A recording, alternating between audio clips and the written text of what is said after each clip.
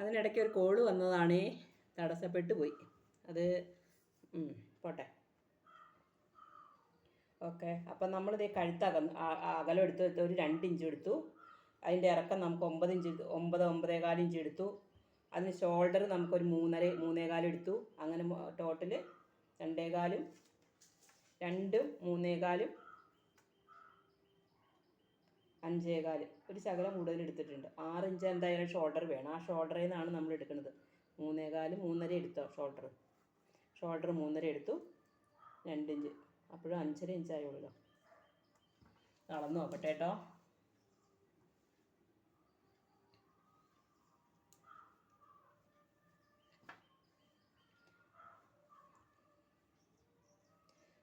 ഒരു 2.5 ഇഞ്ച് കഴുത്തകലം എടുക്കാം കേട്ടോ. 2.5 ഇഞ്ച് കഴുത്തകലം എടുക്കാം.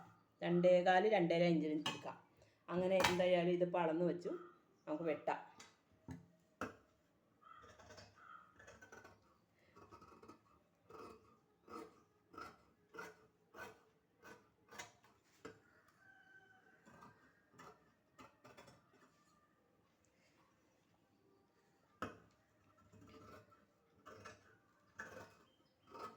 ഈ സാരി ബ്ലൗസിൻ്റെ നമ്മൾ ബാക്ക് പീസ് നമ്മൾ വെട്ടിക്കഴിഞ്ഞു കണ്ടോ.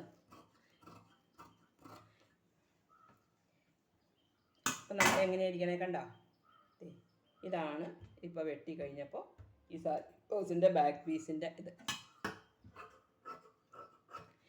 നമ്മൾ ഇതുപോലെ തന്നെ ലൈനിങ് വെട്ടിയെടുക്കണം. ഇതേപോലെ തന്നെ ലൈനിങ് വെച്ചിട്ട് തേരിറക്കായിട്ട് ഇട്ടിട്ട് നമുക്ക് ആ കയ്യെ ഇതൊക്കെ വെച്ച് ലൈനിങ് വെട്ടിയെടുത്ത് അത് അറ്റാച്ച് ചെയ്ത് തയ്ക്കണം.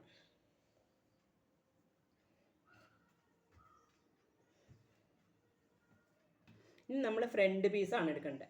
ഫ്രണ്ട് പീസ് നമ്മൾ എങ്ങനെ എടുക്കണേ, അത് നമ്മൾ ഇവിടെ നമ്മൾ അളവ് എടുത്തിട്ട് അതിനേക്കാൾ കുറച്ചും കൂടെ ആദ്യം എടുത്ത 13 ഇഞ്ച് ഇല്ലേ, അതിനേക്കാൾ ഒരു ശകലം കൂടെ കൂടുതൽ എടുക്കണം. ഫ്രണ്ട് പീസ് എപ്പോഴും ഇത്തിരി അധികം എടുക്കണം. ഇല്ലെന്നുണ്ടെങ്കിൽ അതിൻ്റെ കറക്റ്റായിട്ട് കിട്ടൂല.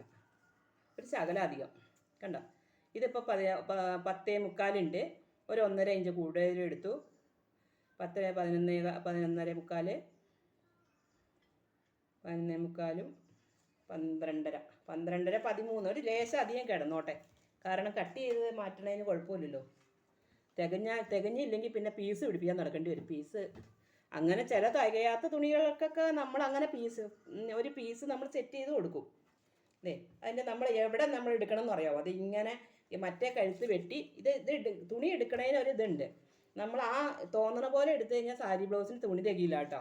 അപ്പം നമ്മൾ എന്താ വെച്ച് കഴിഞ്ഞാൽ ആദ്യം വെട്ടിയ പീസിൻ്റെ ഈ